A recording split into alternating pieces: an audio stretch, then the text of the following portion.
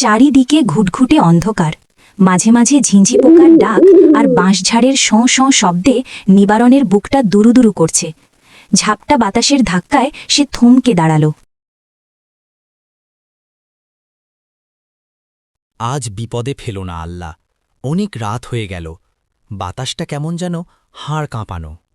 হঠাৎ একটা হোঁচট খেয়ে নিবারণ উপুর হয়ে মাটিতে পড়ে গেল। নিবারণ ব্যথায় কোকাতে কোকাতে উঠে বসতেই দেখল সামনে একটা মহিলা তার দিকে আসতেছে। কি গো, হাট থেকে ফিরছো বুঝি? আগে হ্যাঁ মা, কিন্তু আপনি কে? এই মাঝরাতে জঙ্গলের পথে একা দাঁড়িয়ে কেন?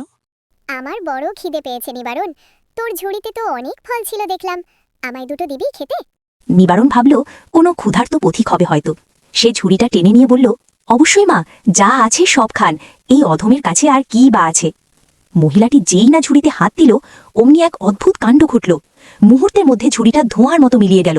নিবারণের চোখ কপালে উঠল। এ কি, ঝুড়ি কোথায় গেহ? বুঝে গেছিস তাহলে?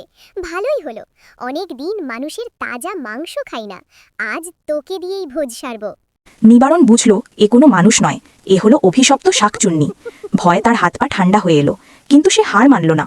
সে জানত তার ঝোলায় ওঝার দেওয়া এক বোতল মন্ত্রপুত তেল আছে। সে অতি সাবধানে হাত বাড়িয়ে বোতলটা বের করল। শাকচুন্নি যেই তার ওপর ঝাঁপিয়ে পড়তে চাইল, নিবারণ পূর্ণ শক্তিতে বোতলটা ছুঁড়ে মারল তার গায়ে। সাথে সাথে একটা নীলচে আগুন জ্বলে উঠল।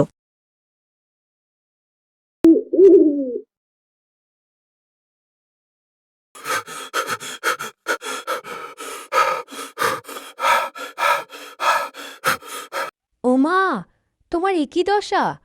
ঝুড়ি কই? শরীর এমন কাঁপছে কেন? আর বলো না বউ, আজ সাক্ষাৎ জমের দুয়ার থেকে ফিরে এলাম। সেই বড় জঙ্গলের শাকচুন্নিটা আমায় ধরতে চেয়েছিল। নিবারণ একে একে সব ঘটনা খুলে বলল। ভাগ্যিস তোমার বুদ্ধিটা মাথায় খেলেছিল, না হলে আজ কি যে হতো। আর রাত করব না, জম্মের শিক্ষা হয়েছে আমার।